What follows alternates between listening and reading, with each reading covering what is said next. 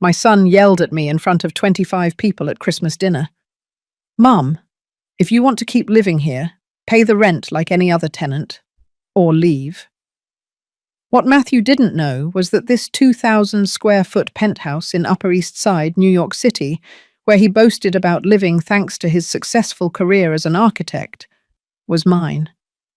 The grey Cadillac he parked every night in the garage was mine. The credit card his wife Audrey used to buy Louis Vuitton bags on Fifth Avenue was mine. Everything, absolutely everything was mine. I am Catherine Vega. I am 64 years old, and this is the story of how my silence nearly destroyed my only son, and how breaking it saved him. Present scene. The aroma of the roasted turkey filled every corner of the penthouse. I had been working since 6 in the morning preparing the apple pie, the homemade pecan bars, and the candied yams that Matthew had loved since he was a child. 25 people were settling down in the dining room. Cousins, uncles, Matthew's friends, Audrey's colleagues. The tables shone with china dinnerware and crystal glasses that reflected the lights of the Christmas tree. I moved from the kitchen to the dining room, serving, clearing plates, refilling glasses of California's Zinfandel. My apron was stained with gravy. My hair was pulled back in a simple bun. My hands, wrinkled by the years, trembled slightly as I held the heavy serving platter. "Lucy, sit down for a moment," my cousin Sarah told me with that condescending smile I knew so well.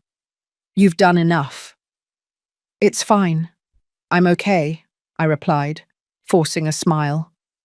From my position next to the open-plan kitchen counter, I could see the whole dining room. Matthew was sitting at the head of the table in his white linen shirt and that Rolex watch Audrey had given him last year. He was talking to his cousin Alex about his latest project, an office building on Park Avenue. "This month has been absolutely insane," Matthew was saying, gesticulating with his wine glass. "The client is pushing hard on the deadlines. But hey, the salary for a senior architect in New York isn't bad at all. It's enough to keep this place, the car, and everything else." Audrey, sitting next to him, smiled with satisfaction. She was wearing a red dress that probably cost more than a nurse's monthly salary. Her perfectly manicured nails sparkled as she stroked Matthew's arm. "And even so," Audrey added, slightly raising her voice so everyone could hear, "the bills never stop coming.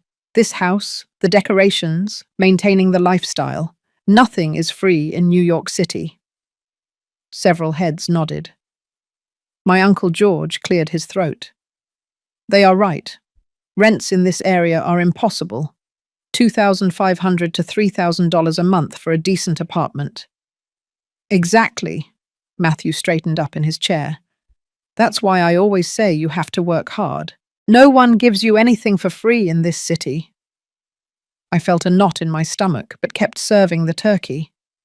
No one looked at me. No one noticed how my hands gripped the serving spoon harder than necessary. The conversation continued to revolve around money, the cost of living, and how hard it was to make ends meet for people who had just asked for the third bottle of $40 wine. Then it happened. Matthew wiped his mouth with his napkin, took a sip of wine, and looked directly at me. There was something in his eyes that I recognized immediately, the same determination his father Anthony had when he made important decisions. But this time, that look brought nothing good. "Mom," he said with a tone that cut off all conversations, "since we are talking about the subject of the house." The dining room fell silent. 25 pairs of eyes turned toward me. "I've been thinking," he continued, placing his glass on the table with a soft but firm thud, "that if you want to continue living here with us, you should contribute a portion of the rent, like any adult who shares a space." Time stopped. "It's only fair, right?" he added, looking around the table for approval. "We are all adults, and if that's difficult for you with your widow's pension, well, maybe it would be better for you to look for something more in line with your means." Audrey nodded, taking a sip of wine. Nowadays, everyone must be responsible for their own expenses, even if they are family. In fact, precisely because we are family, we should be honest about these things. I looked around the table. My cousin Sarah avoided my gaze. Uncle George coughed uncomfortably and concentrated on his plate. I saw a couple of guests nod slightly as if saying, "It makes sense." Aunt Patty even murmured, "Well, it's true that nowadays at our age, we have to be more independent." No one, not a single person, raised their voice in my defense. No one said, "How can you talk to your mother like that?" No one asked, "Are you really kicking your mother out on Christmas?" The silence was so dense that I could hear the tick-tock of the wall clock in the kitchen. I felt as if 28 years of sacrifice, of sleepless nights, building an empire so my son could have a future, evaporated in the penthouse's air conditioning. Carefully, I placed the serving spoon on the counter. I folded my napkin and placed it next to my untouched plate. I stood up, feeling my knees creak slightly. "Thank you all for coming," I said in a voice so calm that even I was surprised. "This Christmas dinner will probably be the last one I spend in this house." Matthew blinked, confused. "Mum, you don't have to be so dramatic. We are just talking about being realistic with—" "You're right, Matthew," I interrupted him, looking him directly in the eyes. "It's time to be realistic." I turned around and walked toward the hallway that led to my bedroom. Behind me, I heard uncomfortable murmurs, the scraping of chairs, someone trying to resume the conversation with a, "So who wants dessert?" I closed my bedroom door. The sound of the latch was soft, but in my head, it resonated like the closing of a complete chapter of my life. Flashback, 30 years ago.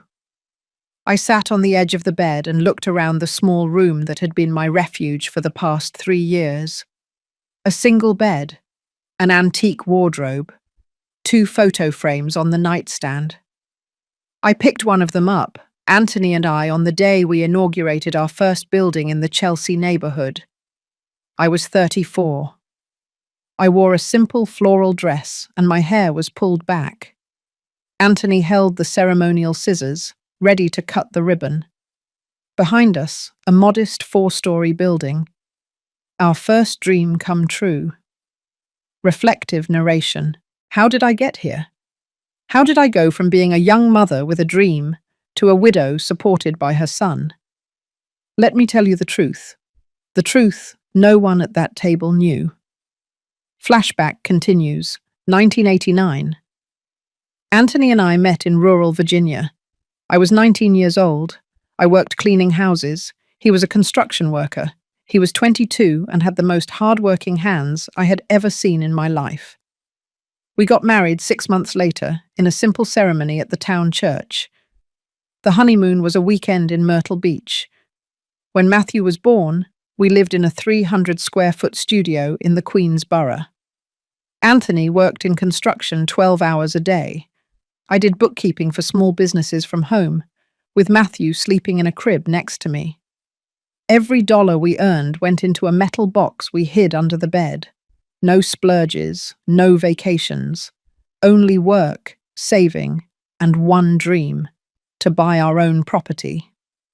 It took us 12 years of counting pennies, 12 years of turning down dinners with friends because we already ate, 12 years of second-hand clothes from the flea market, 12 years of watching Matthew grow up in that tiny studio, sharing our bed until he was 7 because there was no space for another.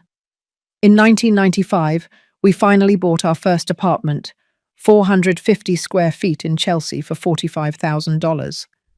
We renovated it ourselves. Anthony installed the plumbing. I painted the walls. Matthew, at 6 years old, handed us the tools. We rented it to a young couple for $400 a month. That money went into another box, and then to another apartment, and another. Anthony had a gift. He could see an abandoned building and visualize exactly how to turn it into something beautiful. I had another gift. I could make every dollar multiply in the ledgers. In 2003, we bought our fifth building. The lawyer suggested we create a company to handle everything legally. Anthony thought of the sparrows he always saw on the electrical wires in Chelsea, those small but tireless birds. Vega Properties, he said, like our last name but with wings. Together, we overcame the 2008 financial crisis. When others sold in panic, we bought with strategy. Buildings in Brooklyn, apartments in Soho, commercial spaces in the Upper East Side. By 2015, Vega Properties had 47 properties in its portfolio. And then, one rainy Tuesday in November of 2017, Anthony put his hand to his chest while reviewing some blueprints in our office. "Kath," was the last thing he said before he fell. The hospital informed me it had been a massive heart attack. "He didn't suffer," were the doctor's words, as if they were a comfort. Return to present. I opened the nightstand drawer and took out a manila folder. Inside were documents that no one in this house knew existed. Articles of incorporation for Vega Properties, LLC. Stock shares. Catherine Vega, 85%. Executive Director, James Torres. Property contracts. Penthouse, Upper East Side, East 70th Street, 234. Owner, Vega Properties, LLC. Vehicle, Cadillac, AE6. Registered to Vega Properties, LLC. Authorized user, temporary, Matthew Vega. Additional credit card, primary account, Catherine Vega. I slowly flipped through the pages. Each document was a reminder of what I had built, of what I had allowed my son to believe was his. Flashback. 3 years ago. Matthew had finished his architecture degree. He got a job at a respectable firm. His salary was $2,800 a month. Not bad for New York, but not enough for the lifestyle he had always dreamed of. One day, he came to visit me at the Vega Properties office. I kept a low profile, working from a small office in the back of the building while James handled the public meetings as CEO. "Mom," Matthew said, sitting down across from my desk. "I want to move out on my own. I found an apartment for rent in the Upper East Side, but it costs $2,200 a month. With my salary, it's possible, but it's tight." I looked at my son. He had inherited Anthony's eyes, that determination, but there was also some youthful naivete that didn't yet know the real price of things. I opened the Vega Properties system on my computer. "We have an empty penthouse on East 70th Street, I told him. 2,000 square feet, renovated 2 years ago. Market value, $3,500 a month. Matthew's eyes widened. "Mom, that's way out of my budget." "I'll rent it to you for $1,400, I said. "It's an internal discount, employee's son rate." "Seriously?" His face lit up. "But won't you need it?" "I'm fine in my apartment in Chelsea," I lied. In reality, that Chelsea apartment was also mine, but he didn't know it. Besides, I prefer to live simply. You're young, you deserve a nice place. He signed the contract that same week. On paper it said, Lessee Matthew Vega, Lessor Vega Properties, LLC. He never asked who was behind Vega Properties.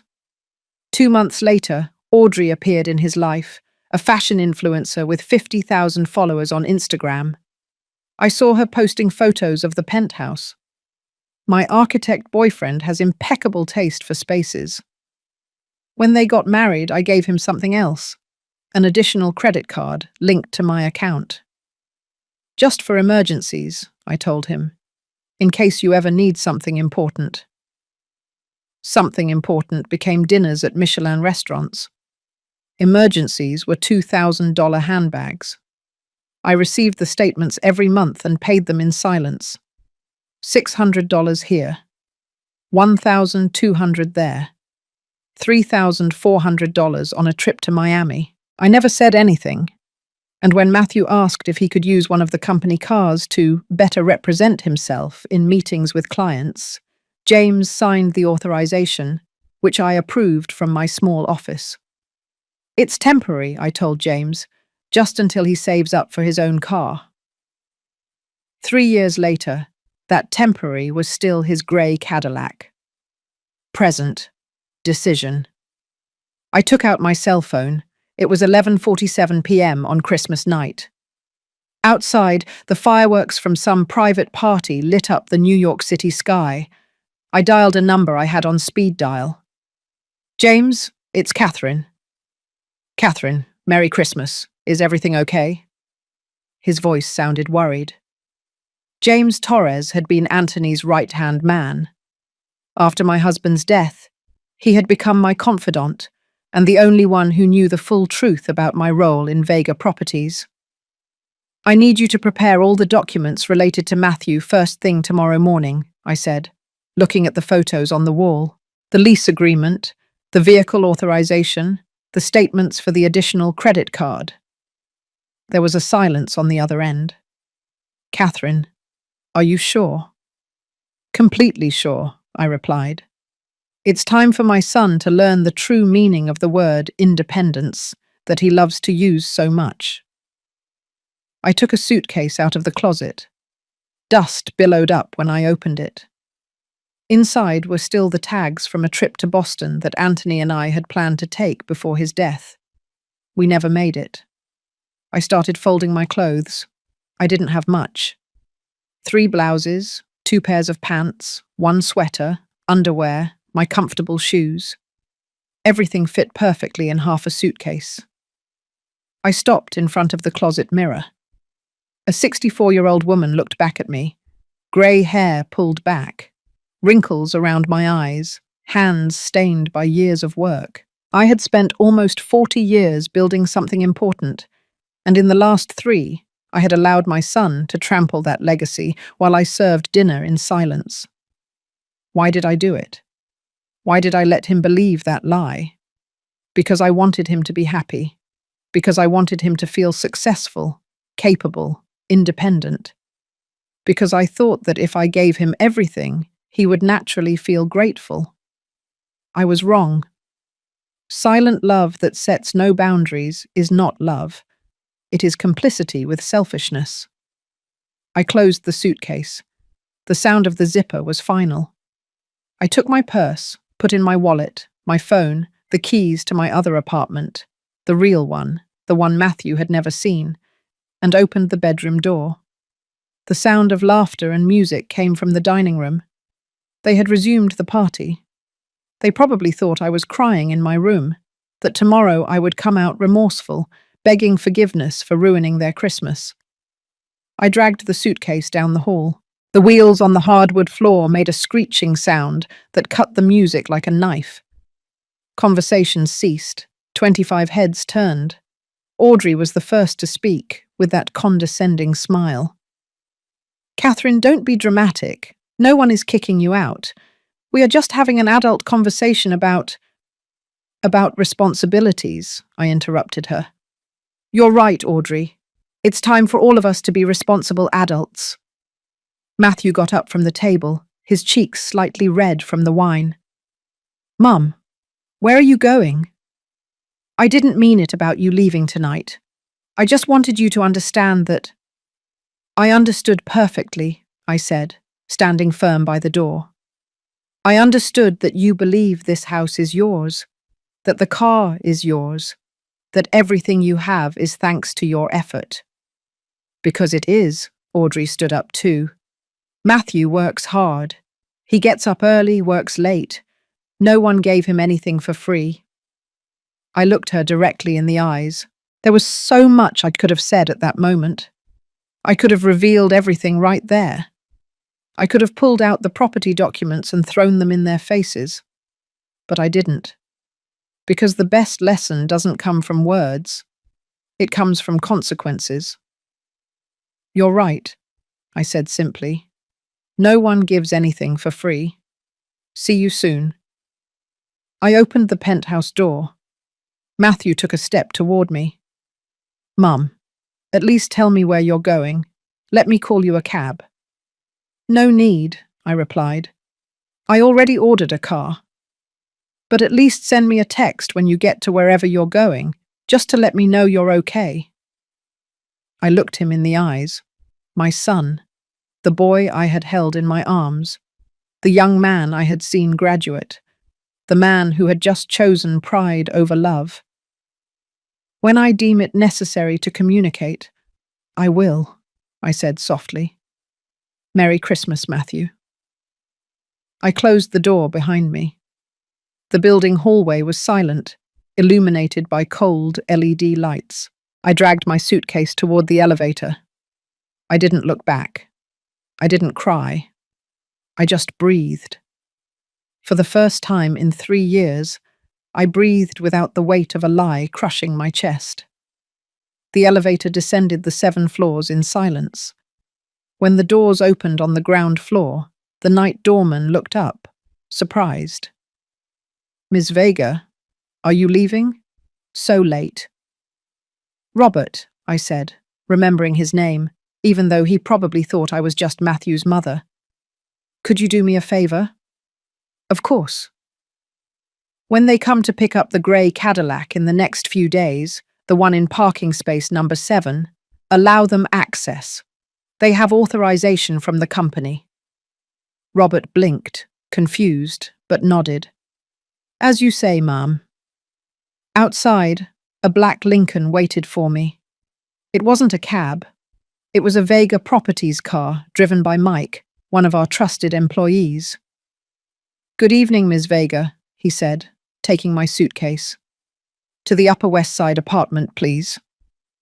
I settled into the back seat. Nighttime New York passed by the window. The illuminated streets, tourists walking even on Christmas, closed stores with bright window displays. This city, my city, I had conquered it dollar by dollar, brick by brick, contract by contract. And somewhere along the way, I had become invisible in my own story. The car turned onto Broadway. Upper West Side was a quiet residential neighborhood, very different from the bustling Upper East Side. This was where I really lived. An 850-square-foot apartment in a 4-story building, no doormen, no luxuries. Mike stopped the car in front of number 23. Do you need help with the suitcase? No, thank you. I can manage. I climbed the stairs, there was no elevator, to the 2nd floor. I opened the door with my key. The apartment smelled unused, like a place that was often closed up. It was my secret refuge, the place I came to when I needed to think, work without interruptions, or simply be Catherine Vega, businesswoman, instead of Catherine, the single mother living off her son's charity. I left the suitcase by the door and sat on the couch. The silence was absolute. No music, no laughter, no son telling me to pay or leave. Just me and the decisions I would have to make at dawn. I took out my phone. I had 3 missed calls from Matthew. 1 text message. Mom, please tell me you're okay. I didn't want you to leave like that.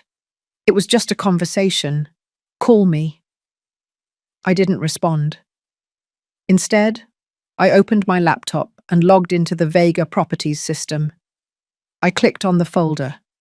Matthew Vega, assigned assets. A list appeared. Lease agreement, East 70th Street, 234, expires January 31, 2024. Assigned vehicle, Cadillac AE6, temporary authorization. Additional credit card, limit $5,000, linked to primary account, 3 clicks. That was all I needed to change my son's life. Was I being cruel? Vengeful? No. I was being a mother who finally understood that the greatest act of love is not giving everything, but teaching the value of every single thing. I closed the laptop. Tomorrow I would talk to James. Tomorrow the process would begin. That night, I slept better than I had in 3 years. The Vega Properties office occupied the third floor of a modernist building on Park Avenue, right between two luxury stores. I arrived at 8:30 a.m. on December 27th. The receptionist, a young woman named Sophia, almost spilled her coffee when she saw me. "Miss Vega, we weren't expecting... good morning." "Good morning, Sophia. Is James here?" "Yes. He arrived half an hour ago. He's in his office." I walked down the hall. The walls were decorated with photographs of our most emblematic buildings. In one of them, taken 5 years ago at the inauguration of a residential complex in Brooklyn, Anthony appeared with his construction helmet, smiling at the camera. Next to him, blurred in the background, was me. No one knew who that woman was, just another employee. I knocked on James's door. "Come in." James Torres was 45 years old, with greying hair at the temples, always impeccably dressed. When he saw me, he immediately stood up. "Catherine, please sit down." I didn't sit down right away. I went to the window. From here you could see the entire avenue, the morning traffic, tourists with their maps, New Yorkers rushing to the subway. "Did you bring the documents?" I asked. James opened a manila folder on his desk. "Everything is here. But before we continue, I need to ask you, are you absolutely sure? Once we start this..." "James," I turned to him. "Anthony and I built this in silence, with humility. We never wanted to be the rich family that shows off. But at some point, my silence stopped being humility and became a lie. A lie that allowed my son to talk to me as if I were a burden." "I know," he said softly. "I disagreed with keeping him in the dark from the beginning, but I respected your decision." "It was my mistake," I admitted, "and it is my responsibility to correct it." I finally sat down. James slid the folder toward me. I opened it. The first document was the penthouse lease agreement. It had been signed 3 years ago, automatically renewed every year. Clause 2, EP3. The lessor may terminate the contract with 30 days prior notice if they do not wish to renew. The second document was the vehicle authorization. Simple, direct. Vega Properties, LLC, authorizes the temporary use of the Cadillac AE6 vehicle, license plate 482 KLM, to Matthew Vega for the purpose of company representation. This authorization may be revoked at any time. The third was the credit card report for the last 6 months. My hands trembled, seeing the numbers. 11 Madison Park, 2-star Michelin restaurant, $847. Louis Vuitton 5th Avenue, $3,400. Four Seasons Hotel New York Executive Suite, $2,200. Trip to Las Vegas, $3,200. Ethan Allen Designer Furniture, $1,900. The list went on. Page after page of expenses that totaled $47,320 all in 6 months. Meanwhile, I was still wearing the same old navy coat from 5 years ago. "Did you also bring Rachel?" I asked, referring to our lawyer. "She's waiting in the conference room." Rachel Martinez was a 50-year-old woman with a reputation for being ruthless but fair. She had handled all our legal affairs since Anthony died. When I entered the conference room, she already had her laptop open and several legal codes marked with yellow sticky notes. "Catherine," she said, shaking my hand. "James gave me a heads up on the situation. I'm very sorry about what happened." "I don't need condolences," I said, sitting down. "I need legal solutions." Rachel nodded, appreciating my directness. "Very well. We have 3 assets your son currently enjoys: the residence, the vehicle, and the credit card. Let's look at the options for each." She opened a presentation on her laptop and turned the screen toward me. "Property. Penthouse, Upper East Side. The contract is about to expire on January 31st. Legally, you have the right not to renew it. You just need to send a formal notice with 30 days advance warning, which would be today, December 27th. What if he refuses to leave? Then we initiate eviction proceedings. But honestly, Catherine, I don't think it will come to that. When he receives the notice from a property management company, not from his mother, it will be different. And if he tries to find out who the owner is? Rachel smiled slightly. Vega Properties LLC is a limited liability company. The shareholders are not public. He would have to request information from the Secretary of State's corporate registry, which takes time. And by the time he does, the 30 days will have passed. Cadillac AE6 vehicle, she continued. This one is more straightforward. It is company property. He only has authorization to use it. We can revoke it immediately and request the return of the vehicle. How is that done? We send a formal communication requesting the return within 48 hours. If he doesn't comply, we send a company employee with a tow truck and the spare keys. Do it, I said without hesitation. Credit card, Rachel said. This is the simplest of all. It's an additional card on your personal account. You can cancel it with a phone call, immediate effect. I looked at the 3 documents in front of me. My son would receive 3 blows in a matter of days. He would lose his house, his car, his unlimited access to money. Is it too harsh? James asked softly. We could do this gradually. First the card, then the car. Then, no, I interrupted him. Gradual would be cruel. It would be like cutting off a finger every day instead of ripping off the bandage all at once. He needs to feel the full impact to understand the magnitude of his mistake. Rachel looked at me with something resembling respect. You are stronger than I thought. I am not strong, I said. I am a mother who was blind for 3 years and finally decided to open her eyes. We spent the next 2 hours drafting the documents. 1. Letter of non-renewal of contract. Dear Mr. Matthew Vega, Vega Properties, LLC, in its capacity as a lessor of the property located at East 70th Street, 234, New York, hereby notifies you that the lease agreement, expiring on January 31, 2024, will not be renewed. In accordance with the residential tenancy law, you have until the indicated date to vacate the property in the same condition in which it was delivered. Sincerely, James Torres, Executive Director, Vega Properties, LLC. 2. Request for vehicle return.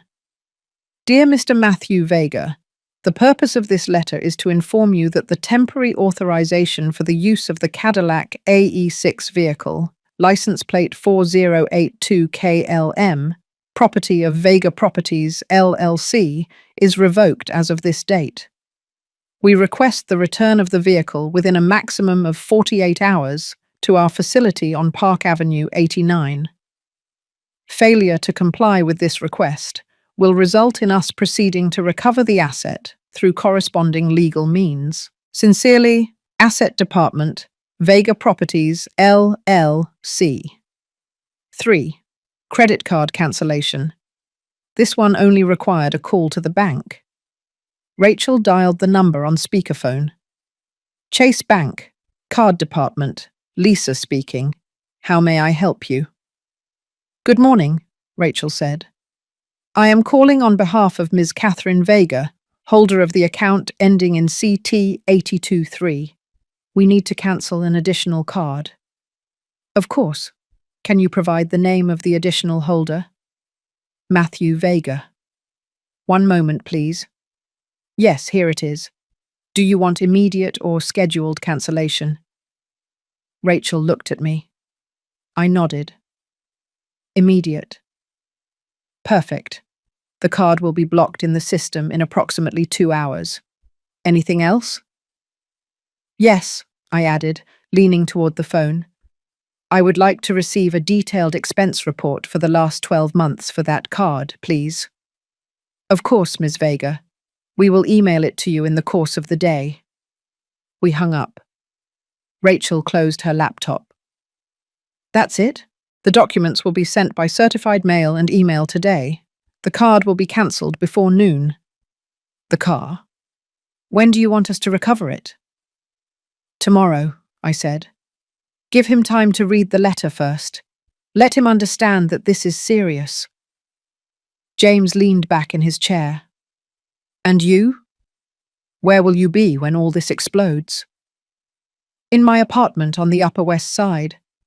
I don't plan to hide. If Matthew looks for me, he knows where the office is, but I'm not going to make anything easy for him. And if he goes to the press? Rachel asked. Millionaire mother kicks out her son. That could be a juicy headline. Let him, I said. I have 28 years of documents showing exactly how I built this empire, and I have 6 months of statements showing how he and his wife used it as their personal ATM. I stood up. My knees creaked slightly. 64 years. Sometimes I felt every one of them in my bones. Thank you both. I know this is uncomfortable. Catherine, James said, also standing up. Anthony would be proud of you.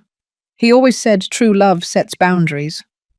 I wish you had listened to him sooner. I felt a lump in my throat. Anthony, how much I missed him in moments like this. I wish I had too, I whispered. I left the office at 11:30 a.m. The winter sun shone on Park Avenue. Tourists were taking photos of the St. Patrick's Cathedral. A young couple was arguing about which restaurant to choose for lunch. Normal life continued. I stopped in front of the Louis Vuitton window. There, on the center mannequin, was a bag I recognized from the statements, $2,634. Audrey had bought it in October and flaunted it on her Instagram with the caption, "When your husband spoils you." At that moment, my phone vibrated. A message from Matthew. Mum, good morning. Where are you? I stopped by the Chelsea apartment I thought was yours, but the doorman says a young couple lives there. Can you call me? I'm worried. I put the phone away without responding. I walked to a small coffee shop in Soho, one of those that don't have Instagram, just good coffee and honest sandwiches. I ordered a cortado and a croissant. The total, $3.50. Audrey probably spent that on a single fingernail at the manicurist. My phone rang. It was James. The emails were sent, he said. Matthew should receive them any minute. Perfect. Catherine, are you really okay? Yes, I replied, looking out the coffee shop window. For the first time in 3 years, I'm okay. I hung up and took a sip of coffee. Hot, strong, unadorned. Just like the truth that was about to hit my son. Day 1, December 28th, 9:15 a.m. Matthew opened his laptop at the penthouse dining table. Audrey was still asleep. The night before, they had been up until 3 in the morning arguing about the Catherine drama. Exaggerated, Audrey had said. Your mother has always been dramatic. She'll be back tomorrow, begging for forgiveness. But that morning, there were no messages from his mother, no calls, just a strange silence that gave him a knot in his stomach. He clicked on his inbox. Among the corporate Christmas emails and newsletters he never read, he saw a subject line that chilled his blood. Formal notification, lease agreement termination. Sender, Vega Properties Administration. His heart started beating faster. He opened the email with trembling hands. He read the first line, then the second. Then he had to read the whole thing 3 times because his brain refused to process the words. Will not be renewed. Vacate the property. January 31, 2024. What the hell? He whispered. He immediately looked up the phone number at the bottom of the email and dialed. It rang 4 times before a professional female voice answered. Vega Properties, Administration Department. Good morning. Yes. Hello, this is Matthew Vega. His voice sounded tense. I just received an email about the termination of my lease agreement. It must be a mistake. I have always paid on time. I have never had problems with... One moment, Mr. Vega. Let me check your file. Matthew heard the tapping of a keyboard. Each second felt like an eternity. Mr. Vega, there is no mistake. The owner has decided not to renew the contract. It is their legal right according to Clause 12.3 of your agreement. But why? Did I do something wrong? I don't have that information, sir. We only execute the owner's decisions. Who is the owner? Matthew asked, feeling panic starting to climb up his throat. I need to talk to them. This makes no sense. That information is confidential. If you wish to appeal the decision, you may send a formal written request to our office on Park Avenue. Park Avenue. Matthew frowned. I know that office. It's near where I work. Is there anything else I can help you with? Yes. Can I at least continue renting when the apartment goes back on the market? Of course. When the property is available again, you can apply like any other applicant. The current market price for that unit is approximately $3,800 a month. Matthew almost dropped the phone. $3,800, but you pay $1,400, Mr. Vega, a preferential price that will no longer apply. The line went dead. Matthew sat there, staring at his phone screen. $3,800. His monthly salary was $2,800 after taxes. It was mathematically impossible. Matthew? Audrey appeared in the bedroom doorway, wrapped in an expensive silk robe.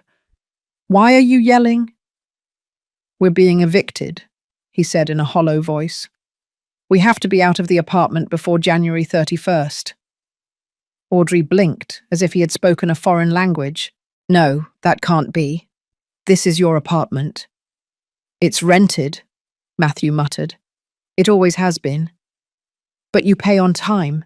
You have rights as a tenant. They can't just... Yes, they can. And they did. Audrey walked over and read the email over Matthew's shoulder. Her face changed from confusion to disbelief, and then to fury. This is because of last night, isn't it? Your mother did this. Somehow she convinced the owner to... I don't know. Matthew ran his hands through his hair. I don't know, but I need to find out. He grabbed his jacket and the Cadillac keys. Where are you going?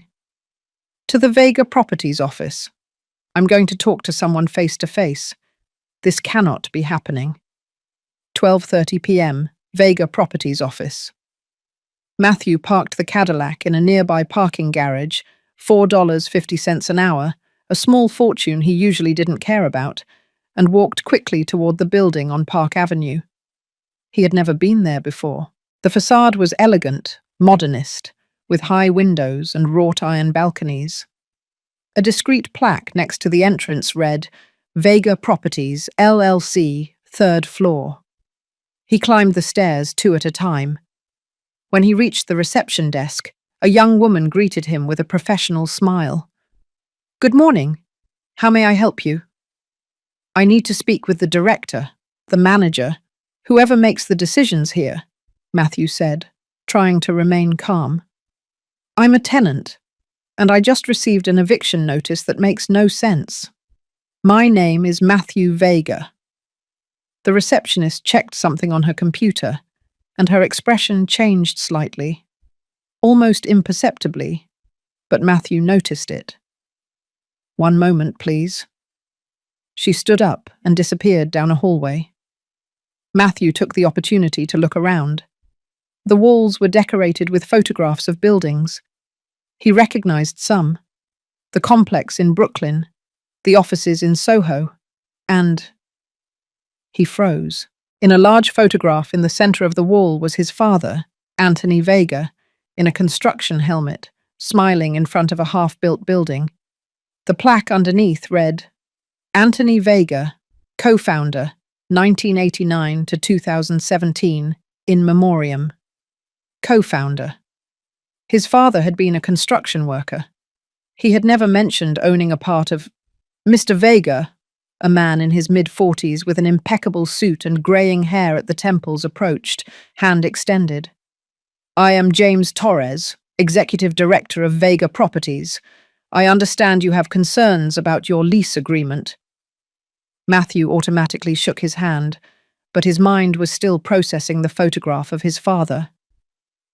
Yes, Excuse me, that photo. My father worked here. James followed his gaze, and something akin to sadness crossed his face.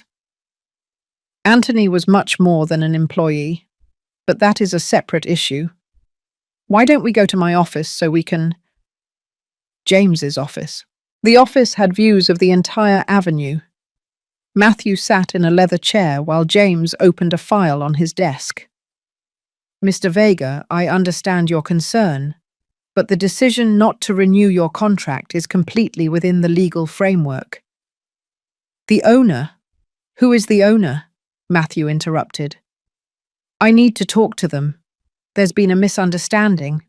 My mother, she said something inappropriate at Christmas dinner, and if that somehow reached the owner's ears… Your mother has nothing to do with this, James said, although Matthew noticed something odd in his tone. It's simply a business decision.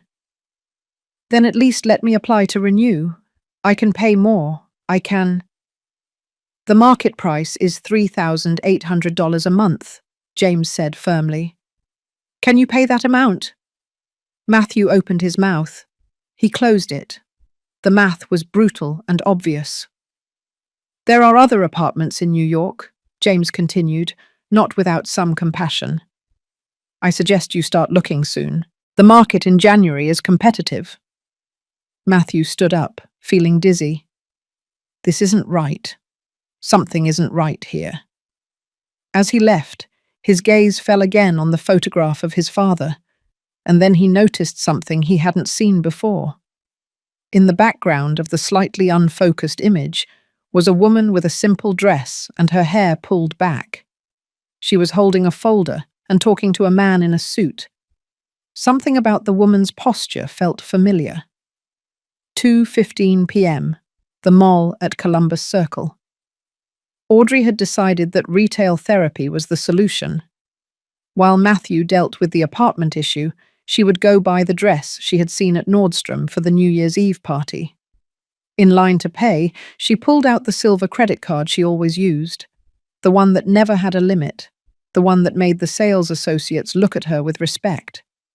She swiped the card through the reader. Declined.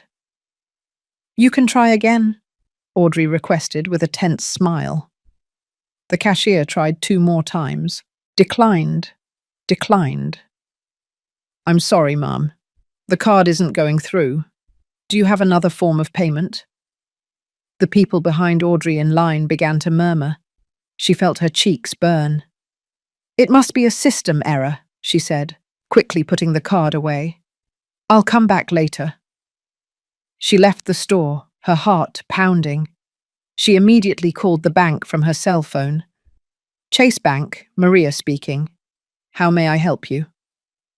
My card was rejected, Audrey said, trying to sound calm but authoritative. I need to know what's going on. It's the card ending in 4829. One moment. Can you give me the name of the holder? Audrey Ruiz Vega. I see here that this is an additional card. The primary holder is Catherine Vega. Audrey felt as if cold water had been thrown on her. Catherine? My husband's mother? Yes, ma'am. And that card was cancelled yesterday at the request of the primary holder. Cancelled? That's right. It ceased to be active at 2:32 p.m. yesterday, Is there anything else I can help you with? Audrey hung up without responding. Her hands were trembling, not from sadness, but from fury. She immediately dialed Matthew's number. "Hello?" he answered, sounding exhausted. "Your mother," Audrey spat out, "cancelled my credit card." "Which card?" "The one I use, the one I've always used. How could she?" "Audrey, that's not your card," Matthew said slowly, as if he were processing the information at the same time he was saying it. "It's an additional card on my mother's account. You said it was ours. You said the company gave it to you as a benefit." I thought, "No, Matthew, you lied, or you were too idiotic to know the truth." "Audrey, calm down. We can fix this. I have my own card. We can use—" "Your card has a limit of $2,000, Audrey said coldly. "Do you know how much I spend a month? Do you know how much it costs to maintain my image, my social media, my life?" "Maybe that's the problem," Matthew muttered. "What did you say?" "Nothing. Forget it. I'm coming home. We need to talk." Audrey hung up and stood in the middle of the mall, surrounded by other people's shopping bags, bright window displays showing things she could no longer have. For the first time in 3 years, Audrey Ruiz felt poor, and she hated that feeling with every fibre of her being. Day 2, December 29th, 8:00 a.m. Matthew woke up with a pounding headache. He had spent the whole night before arguing with Audrey. She wanted him to do something, to talk to his mother, to fix this. But how? His mother didn't answer his calls. He didn't know where she really lived, and every time he tried to think clearly, the image of his father on the Vega Properties wall came back to his mind. The doorbell rang at 8:15 a.m. Matthew opened it, expecting the delivery person with the breakfast Audrey had ordered, charged to her own card this time with visible disgust. Instead, he found 2 men in reflective vests, holding clipboards. "Good morning, Mr. Matthew Vega. We are from Vega Properties, Asset Department. We are here to recover the Cadillac AE6 vehicle, license plate 4182 KLM. Matthew blinked, confused. "Recover? That's my car." The older man opened his clipboard and showed him a document. "According to our records, the vehicle is the property of Vega Properties, LLC. You had temporary authorization for use, which has been revoked. We need you to hand over the keys and sign this return receipt." "This is ridiculous." Matthew felt the blood rush to his face. "That car was given to me 2 years ago. I use it for work. You can't just come and take it." "Mr. Vega," the man said with professional patience, "you have the document here. The vehicle was never transferred to your name. It was always company property. Here is your signature authorizing the temporary use for business representation purposes." He showed him a page. And there it was, Matthew's signature from 2 years ago on a document that clearly said, "Temporary authorization." How had he not read it carefully? "What if I refuse?" "Then we will proceed to recover it with a tow truck and the backup keys we have in our possession. Mr. Vega, this can be easy or difficult. You decide." Audrey appeared behind Matthew, still in her pajamas. "What is going on?" "They're taking the car," Matthew said in a defeated voice. "What?" Audrey pushed Matthew aside. "That car is ours. You can't just—" "Mum, please," the man maintained his professional tone. "We are only employees following orders. If you have any complaints, you can go to our offices."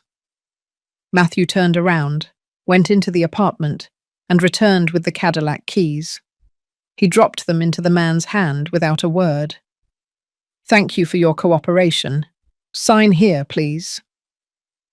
Matthew signed the return receipt.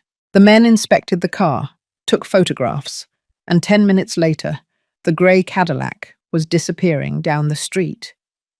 Matthew and Audrey stood in the building entrance, staring at the empty space in the parking lot. "Your mother," Audrey said slowly, "is destroying us." "I don't understand." Matthew shook his head. "None of this makes sense. How can my mother have so much power over—" He stopped. An impossible, absurd idea began to form in his mind. The photograph of his father at Vega Properties, the word co-founder, James Torres's strange looks, the fact that the entire apartment, the car, the card, were connected to Vega Properties.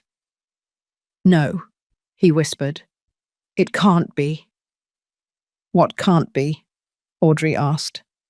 But Matthew was already running back to the apartment, looking for his laptop. Search for the truth. Matthew typed into Google, "Vega Properties owners." The first results showed basic corporate information. Vega Properties, LLC, a real estate management company founded in 1995. Executive Director, James Torres. Portfolio: 47 properties in New York City and the metropolitan area. Estimated value, $38 million. He clicked on images. Photographs of buildings, inauguration ceremonies, press articles appeared. And then he saw her. A photograph from 2015 taken at the inauguration of a residential complex in Brooklyn. In the foreground, James Torres cutting a ribbon. But in the background, clear as day, his mother, Catherine Vega, in a pantsuit, talking to two men in suits who were evidently listening to her with deference. He zoomed in on the image. The caption read, "James Torres, Executive Director of Vega Properties, at the inauguration of the Sea Towers complex, project developed by the Vega family." The Vega family. With trembling hands, Matthew searched on LinkedIn. Catherine Vega, New York. There was no public profile, but when he searched for Vega Properties employees, a list appeared. And there, without a photo or description, appeared a name. Catherine Vega, principal shareholder.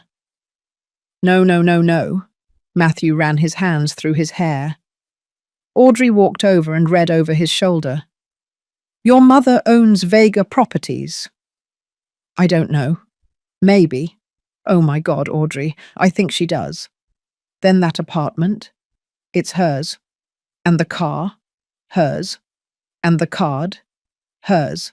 Everything is hers." Audrey collapsed onto the couch, her face pale.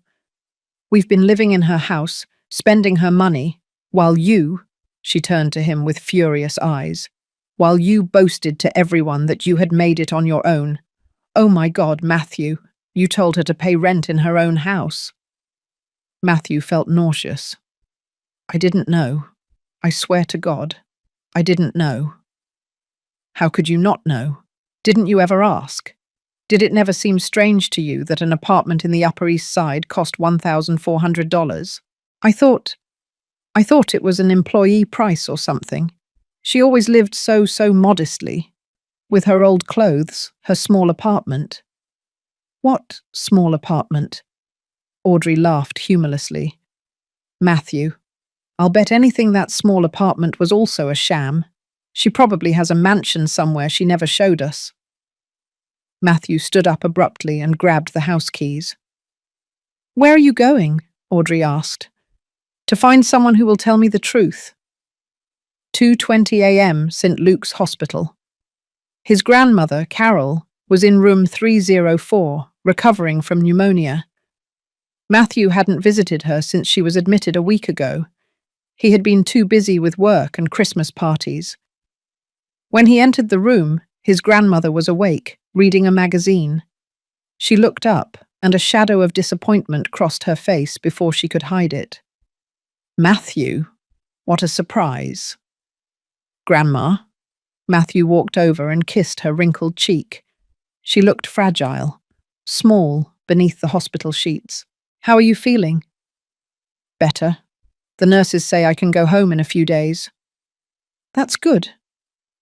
There was an awkward silence. Carol looked at him with those eyes that always saw more than one wanted to show. You didn't just come to ask about my health, did you? She finally said. What happened, Grandma? Matthew sat in the chair next to the bed. I need you to tell me the truth about Mum. What truth? Vega Properties? The money? Everything. Carol slowly closed the magazine. So you finally found out. I knew, son. I was there from the beginning. I watched your mother and father save every penny for years. I watched them buy their first apartment. I watched them build that empire brick by brick. Why did they never tell me, Carol? She sighed, a tired sound that seemed to carry decades of weight. Because your mother wanted you to be strong on your own. She didn't want you to grow up like those spoiled rich kids who think the world owes them something. But they lied to me. They didn't lie to you, Carol corrected him firmly. They just didn't tell you everything. There is a difference. They let me believe that I was supporting the house, that I was taking care of her. And that made you feel good, didn't it? Carol asked knowingly. It made you feel important, the successful son who takes care of his poor, widowed mother. Matthew opened his mouth to protest, but the words caught in his throat. Your mother, Carol continued, could have lived in a mansion. She could have retired 10 years ago, but she chose to live modestly. She chose to work every day, and she chose to give you advantages without you becoming dependent on them. Or she tried to. What do you mean? Matthew, how much did you spend last month on restaurants, on clothes, on trips? Matthew didn't answer. Your wife, Carol almost spat the word. She has posted 47 photos in the last month, showing off your luxurious life. Handbags that cost more than a nurse's monthly salary, while your mother, the woman who owns all of that, wears the same jacket from 5 years ago. I didn't ask for any of that, Matthew said weakly. You didn't ask, but you accepted. And you didn't just accept, son. You boasted. You told the world that you had achieved all of that. And on Tuesday night, in front of 25 people, you told your mother to pay the rent or get out. Tears began to roll down Matthew's cheeks. I didn't know. And does that make it better? Carol took his hand with her weak strength. Your mother taught you with her silence, but you learned the wrong lesson. You thought her humility was weakness, her generosity an obligation. What do I do now, Grandma? Carol squeezed his hand. Learn what she tried to teach you from the beginning, the real value of things, the effort it takes to build something, the difference between having privileges and deserving them. How do you start? From scratch, son, like your mother and father did, without their money, without their contacts, just you and your own effort. That's the only way you can look her in the eyes again someday. Matthew sat there for a long time, holding his grandmother's hand, crying for everything he had lost, and for everything he was just beginning to understand. 2 weeks later, January. Matthew was standing in front of an old building in the Queens neighborhood. The paint on the facade was peeling. There was no doorman. The mailbox was rusty. This is number 23, said the real estate agent, a young man with excessive gel in his hair. 450 square feet, 1 bedroom, small kitchen, 8th floor, no elevator. How much? $850 a month, plus utilities. Audrey, standing behind Matthew with her arms crossed, let out a bitter laugh. Is this a joke? It's a shoebox. It's what we can afford, Matthew said without looking at her. I can't live here. Audrey gestured toward the building. Look at this place. What am I going to post on Instagram? Living my best life in an apartment with no elevator? Then don't live here, Matthew said wearily. The real estate agent coughed uncomfortably. Do you want to see the inside, or… Yes, Matthew said. No, Audrey said at the same time. Matthew looked at her for the first time that afternoon. Audrey, I need to make a decision. I have to hand over the keys to the penthouse on January 31st. I can afford this place. It's ugly, it's small, but it's what my real salary allows me. If that doesn't work for you… It doesn't work for me, Audrey said firmly. Matthew, this is not what I signed up for when I married you. What did you sign up for? A contract where I keep you in endless luxury. I signed up for a life you promised, the successful architect, the nice apartment, the trips, the dinners. That life wasn't real, Matthew said, feeling something break inside him. It was a lie my mother financed while I believed the story. Audrey took off her sunglasses and looked at him with cold eyes. Then find a way to get it back. Talk to your mother. Beg for forgiveness. Do whatever you have to do. But don't ask me to live in this… She looked at the building with disgust. Hole. My mother won't answer my calls. She doesn't respond to messages. I don't know where she really lives. Then find out. Go to her office. Beg her if you have to. I won't beg her for money. Why not? Audrey threw up her hands. Pride? Now you have pride? You didn't have it when you were spending her money on $800 dinners. The truth of those words hit Matthew like a punch. I'm going to rent this apartment, he finally said. You can come with me or not. You decide. He turned to the real estate agent. I want to see it. Audrey stood on the sidewalk while Matthew climbed the stairs behind the agent. She didn't follow him. When Matthew reached the 8th floor, panting and his legs burning, he knew Audrey was right about one thing. This wasn't what they had had. But for the first time in his life, it would truly be his. Chapter 6. The Awakening. The apartment in Queens was exactly as depressing as it looked from the outside. The walls had moisture stains. The kitchen had appliances from the 90s. The bathroom had pink tiles that were probably original from 1975. But it was his. Or at least it would be after he signed the contract.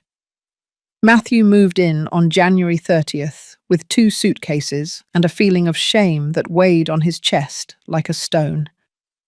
Audrey had left 3 days earlier, back to her parents' house in Miami, leaving a note that simply said, "Call me when you become the man I married again." Matthew didn't know if he had ever been that man.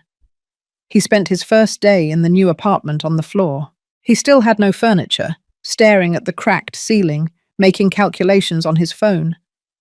Net salary, $2,800. Rent plus utilities, $920.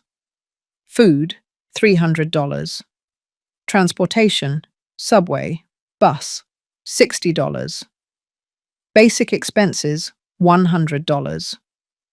Total, $1,420. He had $380 left over a month. In his previous life, Audrey spent that on a handbag. Day 15, February. Matthew had started looking for extra work. His current position at the architecture firm paid well, but not enough to climb out of the emotional and financial hole he was in.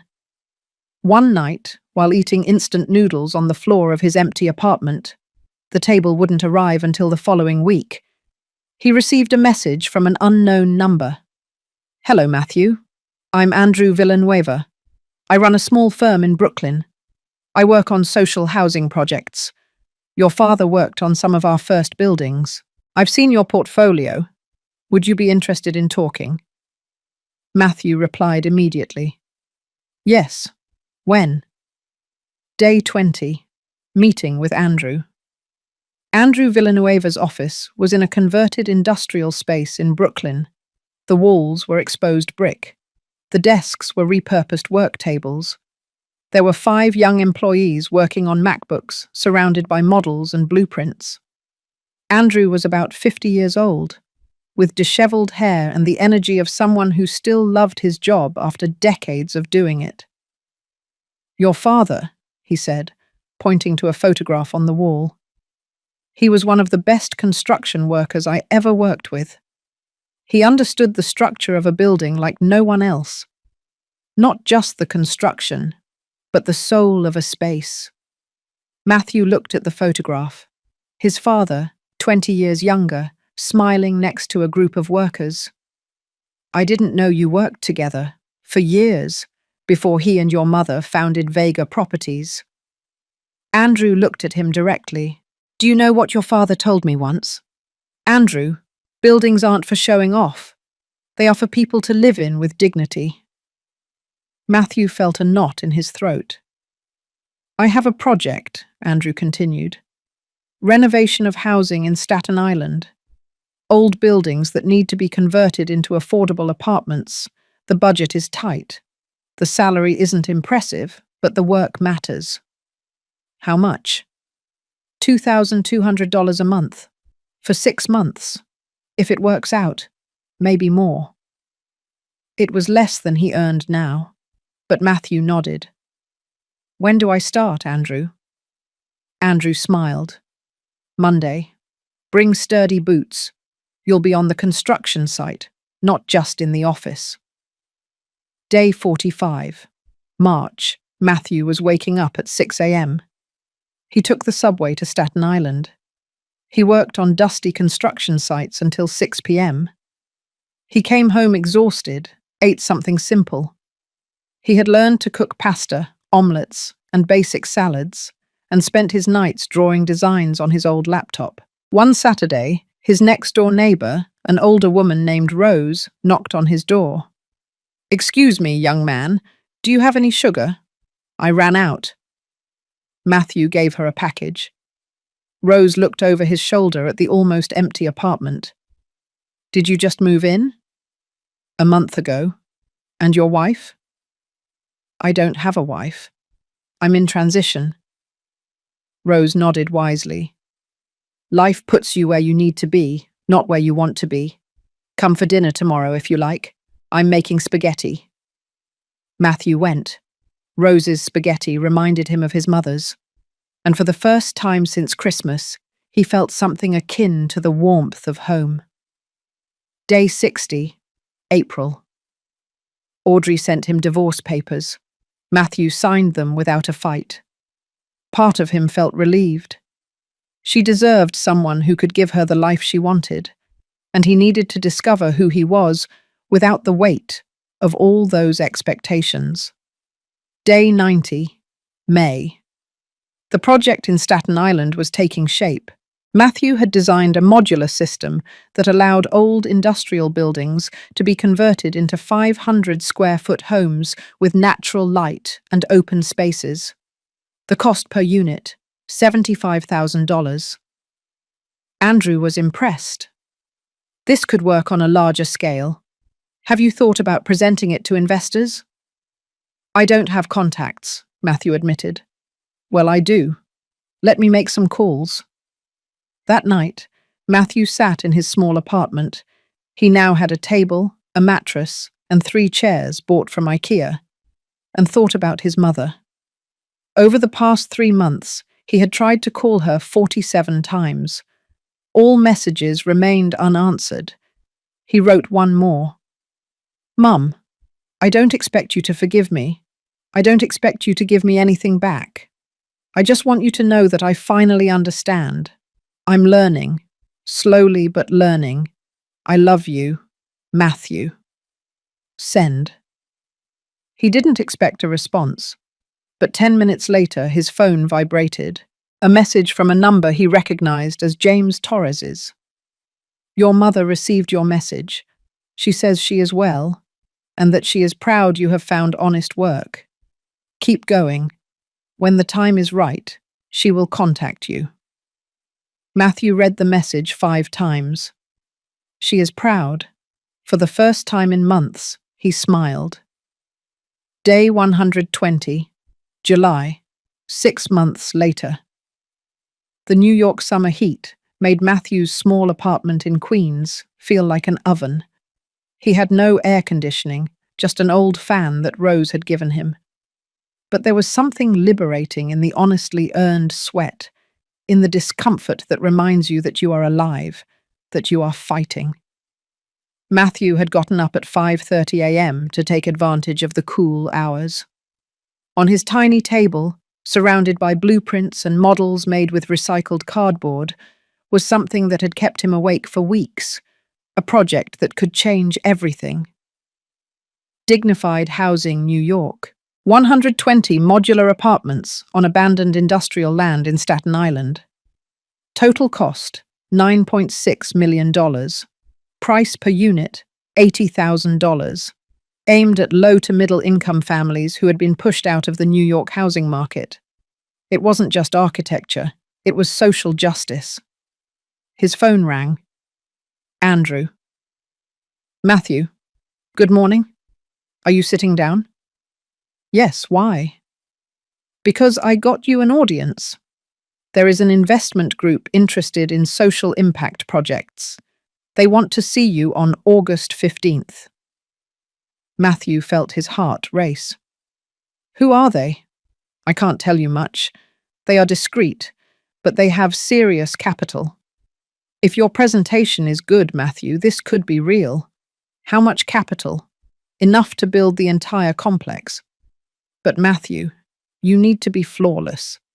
This is an opportunity that won't be repeated. When he hung up, Matthew looked at his reflection in the bathroom mirror.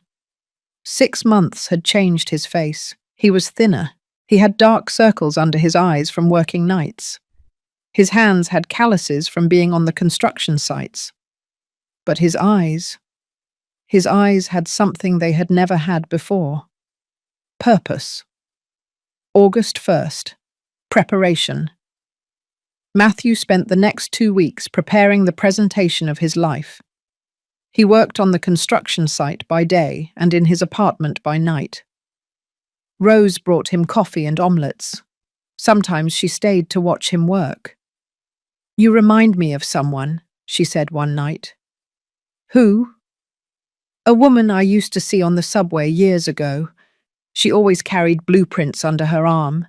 She always had that same look you have, determination mixed with fear. Matthew looked up. What was she like? Older, elegant but simple. I once saw her arguing with 3 men in suits over a contract. She shut all 3 of them up. Rose smiled. She had your same jaw, your same way of frowning when you think. Matthew felt a lump in his throat. Was it my mother? I don't know, son, but whoever that woman was, she built important things, like you are now. August 15th, the day. The address Andrew had given him was on Park Avenue. Matthew felt a chill when he approached the building. It was the Vega Properties office. He immediately called Andrew. There's a mistake. You gave me the wrong address. There's no mistake, Andrew said softly. Trust me. Just go in. Matthew stood in front of the building he had visited 6 months ago in a state of confusion and panic. Now he returned with a worn briefcase, a suit he had bought at a second-hand store for $45, his first expensive purchase in months, and 50 pages of dreams printed on paper. The receptionist recognized him. Mr. Vega, they are waiting for you in the 4th floor boardroom. Who is waiting for me? She smiled enigmatically. Go up and you will find out. The executive boardroom. Matthew went up in the elevator, his heart pounding so hard he thought everyone in the building could hear it. The doors opened on the 4th floor, a level he hadn't visited before, a hallway with glass walls. Through them, he could see New York City stretching out to the sea, and at the end of the hall, a wooden door with a plaque. Boardroom, President's office. He knocked. Come in. He opened the door. and he froze. Sitting at the head of a long oak table, dressed in a grey pantsuit, her hair perfectly styled, her hands clasped in front of her, was his mother, Catherine Vega. To her right, James Torres. To her left, a woman he recognized as Rachel Martinez, the lawyer. And in the back chairs, 3 more people he didn't know, but who, by their folders and laptops, were clearly part of the executive team. "Matthew," Catherine said in a calm, professional voice. "Please sit down." Matthew couldn't move. He couldn't breathe. "Mom, I am President Vega here," she said, without cruelty but with firmness.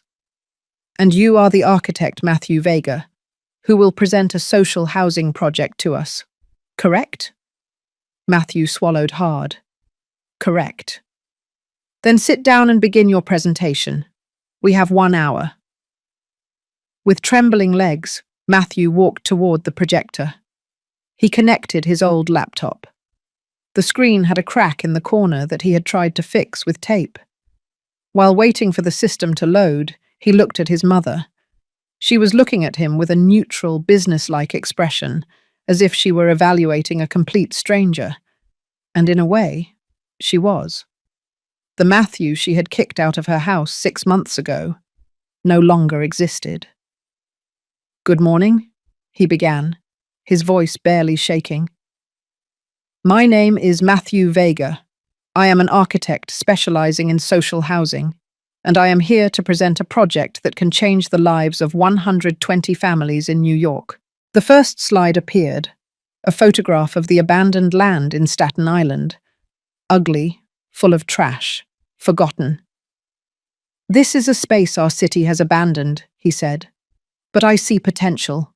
I see homes. I see dignity." For the next 45 minutes, Matthew presented every detail of his project. Modular design, optimized 500-square-foot apartments, sustainable and recycled materials, natural light in every unit, common spaces for community, realistic budget, construction cost per unit, $75,000, final sale price, $80,000, margin, 6.7%, enough for sustainability, not for excessive profit. Social impact, 120 families with dignified housing. Creation of 40 jobs during construction. Revitalization of the Staten Island neighborhood. Replicable model in other cities. As he spoke, he noticed his mother taking notes. James nodded occasionally. Rachel verified numbers on her calculator. When he finished, there was silence. Then James spoke. "The budget is tight. How do you guarantee there won't be cost overruns?" "Because I have worked on construction sites personally for 6 months," Matthew responded. "I know every supplier, every cost, every risk, and I have built an 8% cushion for contingencies." Rachel asked, "And what if the city council doesn't approve the permits?" "I have already had preliminary conversations with the Department of Urban Planning. The project aligns with their social housing goals. I am 85% confident in the approval." One of the executives he didn't know raised her hand. "Why should we invest $9.6 million in a project with barely a 6.7% margin? There are residential developments with a 25% return." Matthew looked at her directly. "Because this isn't just about money. It's about doing the right thing. New York has a housing crisis. Thousands of families are being pushed out of the city where they were born because the prices are inhumane. This project won't make us rich, but it will let us sleep well at night." The woman wrote something down without expression. Finally, Catherine spoke. It was the first time in 45 minutes. "Matthew, a personal question." Everyone in the room tensed up. "Why this project? Why now?" Matthew looked at her. 6 months of pain, learning, and growth passed between their gazes. because 6 months ago I lost everything: my house, my car, my marriage, my pride. And in that process, I discovered something. Living in an $850 apartment in Queens, climbing 8 flights of stairs without an elevator every day, cooking instant noodles because that's what I can afford. That taught me more about architecture than 5 years of college. How? Catherine asked. Because I understood that buildings aren't for impressing, they are for living, and that the people who need dignified housing the most are precisely the ones with the least access to it.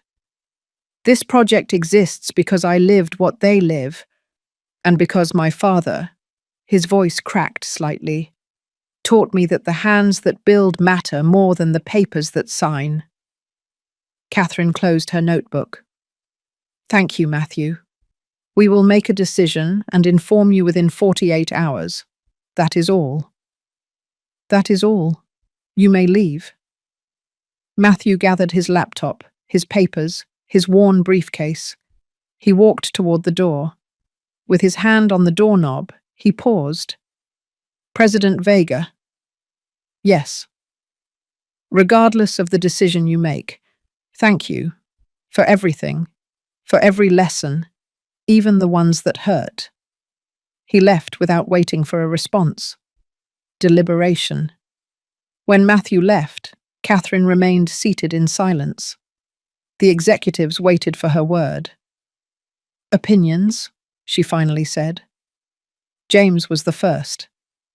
The project is solid, the numbers are realistic, and he has done his homework, but the margin is thin. One mistake and we lose money. Rachel nodded. Legally, everything is in order. Permits are feasible, contracts are clear.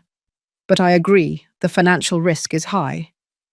The executive who had questioned the margin spoke. As a pure investment, there are better options.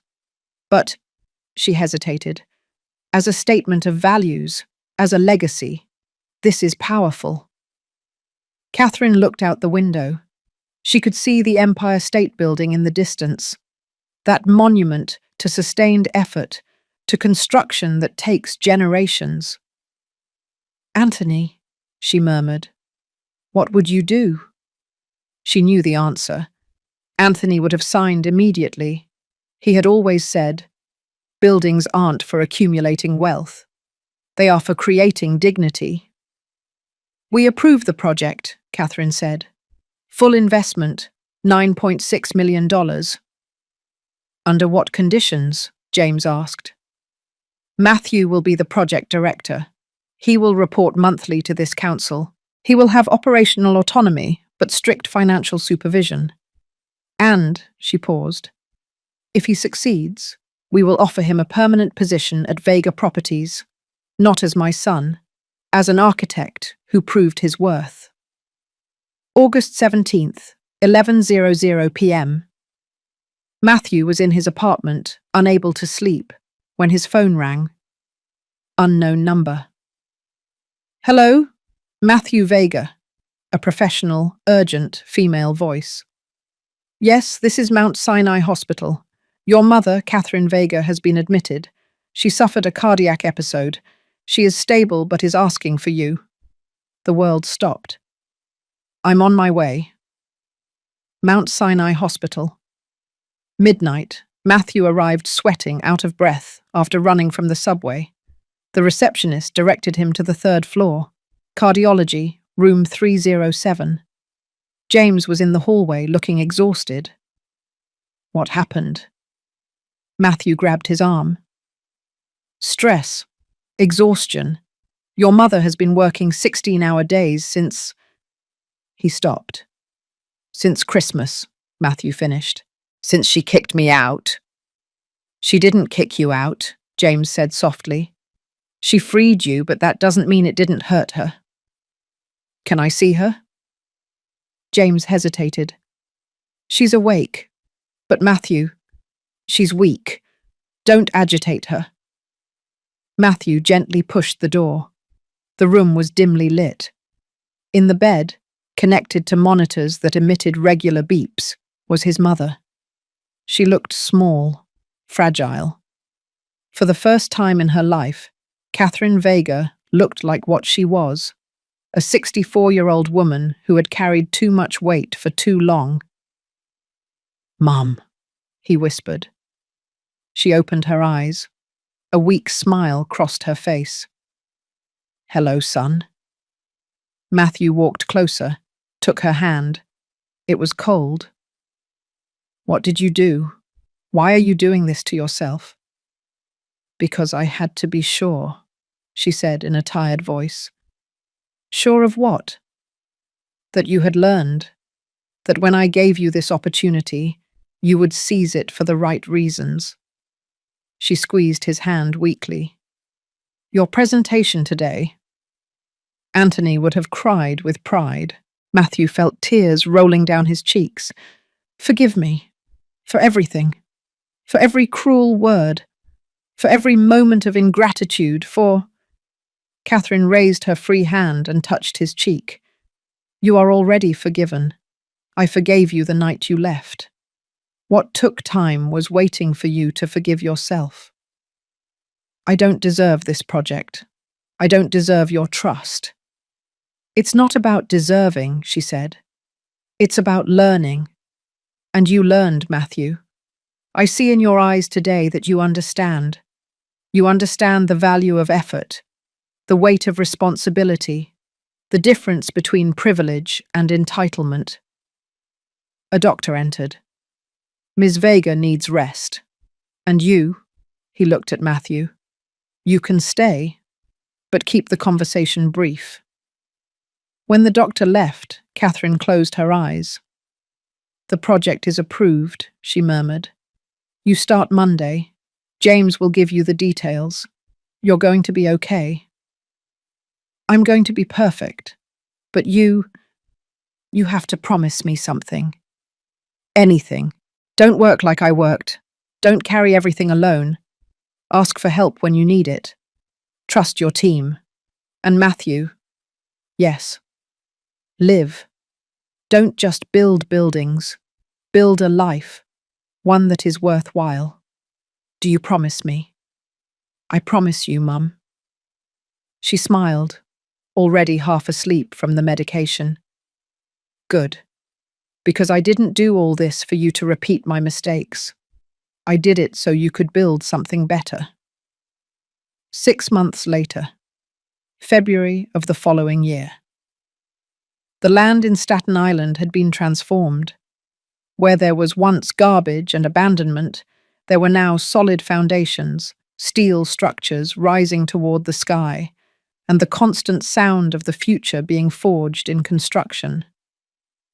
Matthew was on the site at 7 a.m. every morning with his helmet, boots, and blueprints under his arm. His team was small but dedicated. 2 young architects, 1 engineer, 3 construction foremen who had worked with his father years ago. "Matthew," one of the workers called him, "we have a problem with Unit 23. The measurements don't match." Matthew climbed the scaffolding. He had lost his fear of heights weeks ago, and personally checked. The error was minimal, but it could cause structural problems. "We'll dismantle this section," he decided. "Better to lose 2 days than compromise safety." It wasn't the first difficult decision, nor would it be the last.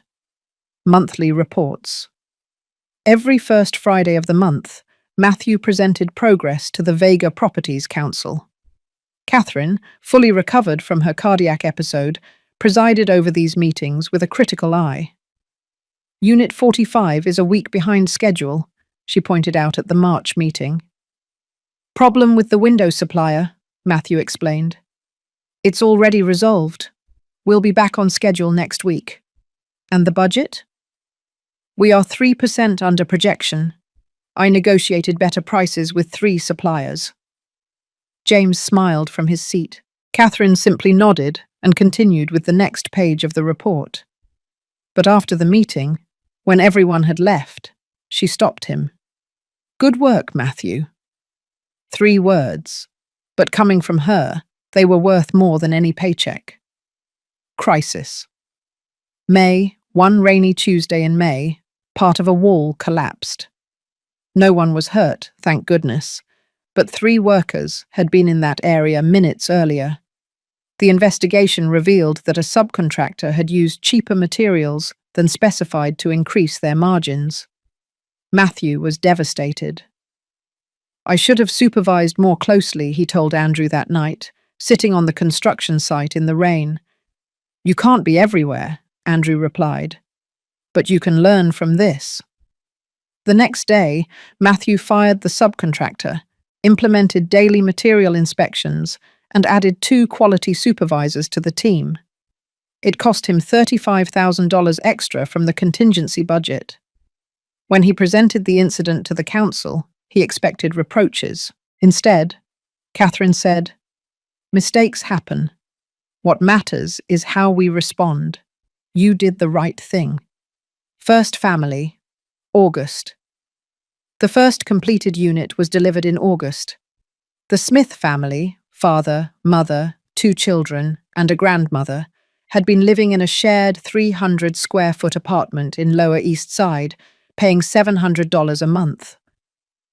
When Matthew handed them the keys to their new 500-square-foot home, Ms. Smith cried. "It's beautiful," she kept saying, walking through the empty but light-filled apartment. "I never thought we could have something like this."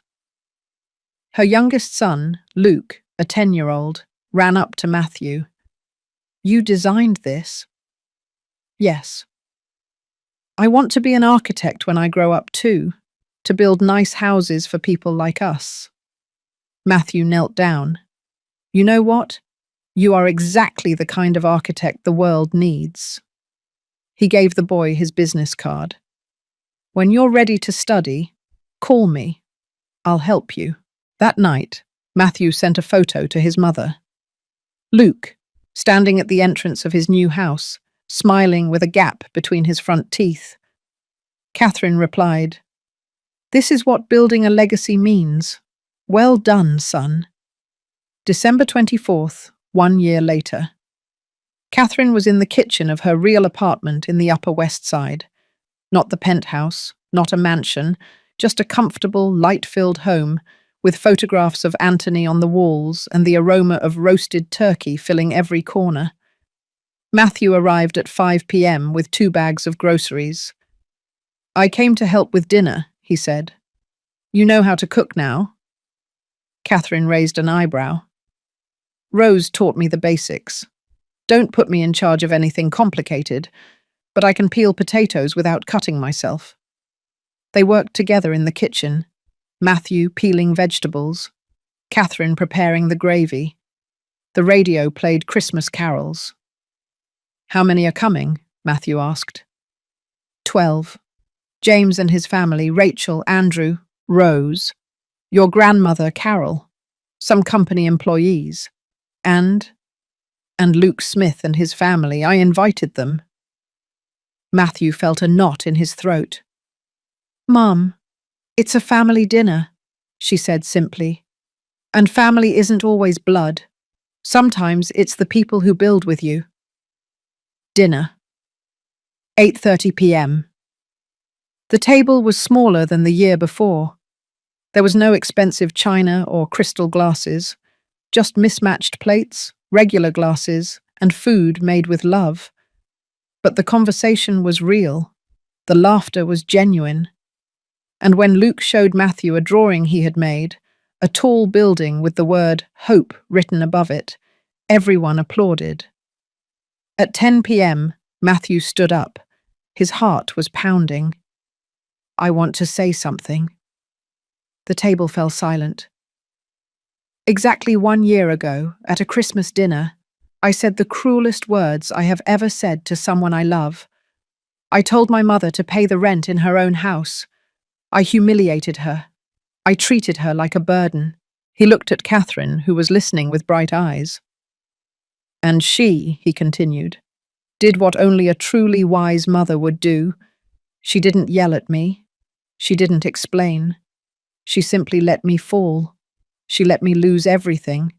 And in that fall, She taught me to fly. He turned fully toward her.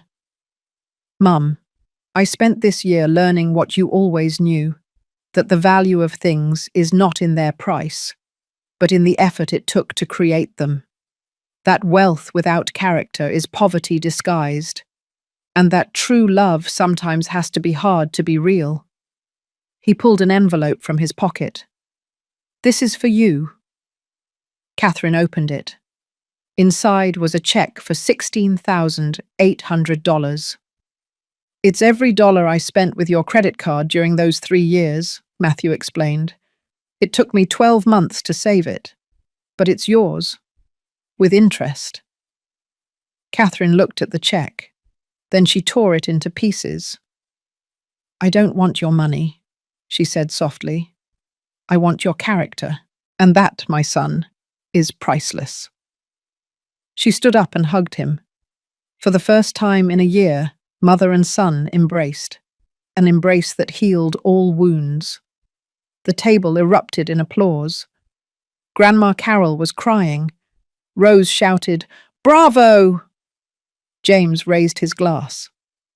Luke whispered to his mother, "When I grow up, I want to be like Matthew." Miss Satan smiled. Then learn not only from his work, son, learn from his heart. After dinner, midnight. When everyone had left, Matthew helped his mother clean up. They washed dishes side by side in comfortable silence. The project is inaugurating in March, Matthew said. All 120 units completed, 100% occupancy. I know. James keeps me informed. And after that, Andrew offered me a partnership in his firm, but I also have other options. Catherine stopped washing and looked at him. What do you want, Matthew? Not what I want, not what others expect.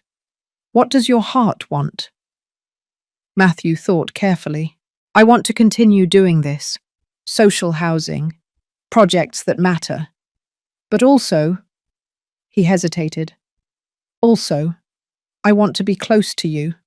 I lost many years without truly knowing who you are, without appreciating everything you built. I want to make up for that time. Catherine smiled. Then I have a proposal. Vega Properties is expanding its social impact division. We need a director, someone who understands the architecture, but also the heart behind it. Are you offering me a job? I am offering you a purpose, with a fair salary, no special privileges, but with the opportunity to change hundreds of lives. Are you interested, Matthew? He looked her in the eyes. Yes, but with one condition. Which one? That we meet for dinner at least once a week. No talking about work. Just mother and son, making up for lost time. Catherine extended her hand. Deal. They shook hands formally. Then they laughed and hugged. 2029, inauguration of the Anthony Vega complex. Matthew was 40 years old. His hair was beginning to show the first grey streaks. But his eyes shone with the satisfaction of someone who had found his place in the world. He was standing in front of a complex of 15 buildings on the outskirts of New York. Anthony Vega Residential Complex. 450 social impact homes. Beside him was Catherine, now 69 years old, officially retired, but never truly absent. Your father would be screaming with excitement, she said.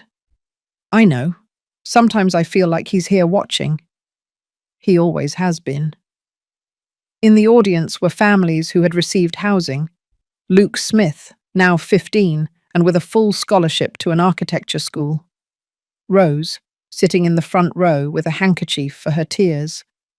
James, Rachel, Andrew, the entire team that had made this possible. And a new woman next to Matthew, Anne, a school teacher who worked in marginalized neighborhoods. They had been together for 2 years. She understood his passion. She shared his purpose. When Matthew took the microphone, He thought about his prepared speech. Then he ignored it and spoke from the heart. This project is named after my father, Anthony Vega, a man who believed that buildings aren't for accumulating wealth, but for creating dignity. But it is also the legacy of my mother, Catherine Vega, who taught me the most important lesson of my life, that true love sometimes has to let you fall so you can learn to fly. He looked at his mother. 5 years ago, I was an arrogant man who believed he deserved everything without having earned it. Today, I am just a man who tries every day to be worthy of the last name he carries. These 450 homes are not my achievement. They are our achievement. Of every family that trusted the project. Of every worker who put their sweat into every brick. Of every person who believed that New York can be a city where everyone has a dignified home. And it is a promise. As long as I live, I will continue building, not for my wallet, but for our collective future. The crowd applauded. Matthew cut the ceremonial ribbon. The doors opened, and the families began to enter their new homes. Luke approached Matthew. Do you remember when you gave me your card 5 years ago? Of course. I kept it. And now, the boy showed an envelope. I was accepted to the Columbia University Graduate School of Architecture with a full scholarship. I want to design buildings like you. Not like me, Matthew said, putting a hand on his shoulder. Better than me. Learn from my mistakes. And build a world that we can only imagine. That night. Catherine's apartment terrace. Catherine and Matthew were sitting on the terrace, looking at the lights of New York City stretching out to the sea. Are you happy, son? Catherine asked. Yes, more than ever. And Anne is different from Audrey. Real, genuine. She loves my work, not my status. That's the difference between love and transaction. Matthew nodded. Then he asked, And you, Mum, are you happy? Catherine thought carefully. I am at peace, which is better than happiness. Happiness comes and goes. Peace remains. What gives you peace? Seeing you become the man I always knew you could be. Seeing the Vega name means something bigger than money. Knowing that when I'm no longer here, there will be something worthwhile to inherit. Don't talk like that. You're going to live another 30 years. Catherine laughed. Maybe, but when my time comes, I want you to know something. That everything I built, she extended her hand toward the city, is not my true legacy. You are. The man you became. That is my masterpiece. Matthew felt tears in his eyes. I don't deserve a mother like you. No one deserves love, Matthew. We can only honor it, and you have honored it. They sat there as New York City shone below them, a city of dreams built with effort, of homes earned with dignity, of legacies that transcend generations. And in that moment, they both knew that Catherine's silence, that silence that almost destroyed her family, had finally spoken. And its message was clear. True love is not demonstrated with easy gifts, but with difficult lessons. It is not measured in dollars spent, but in character forged. Catherine Vega had built a real estate empire, but her true inheritance was a son who finally understood that the value of a man is not measured by what he owns, but by what he builds with his own hands.